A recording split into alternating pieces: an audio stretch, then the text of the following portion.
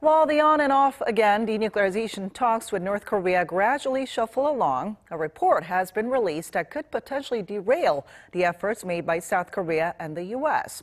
Now, this report, put together by a U.S.-based think tank, suggests the regime is still pushing ahead with its nuclear weapons program. Our Lee Ji-won tells us more.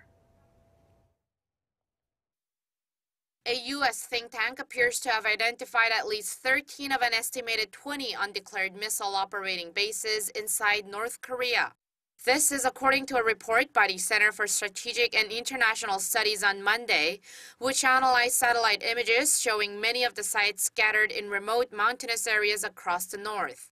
The report also said maintenance and minor infrastructure improvements have been observed at some of the sites.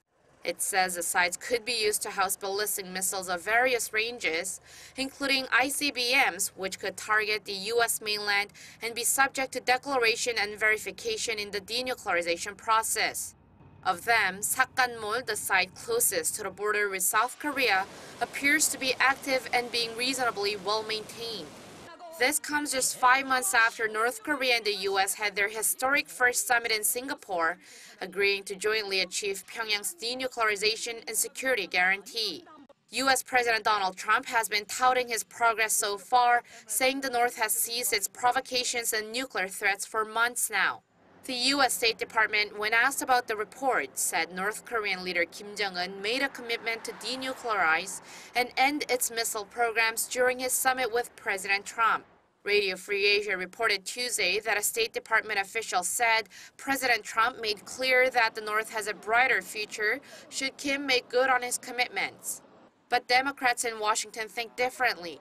Senator Edward Markey, a Democratic member of the Foreign Relations Committee, said on Monday that President Trump is getting played by Kim Jong-un.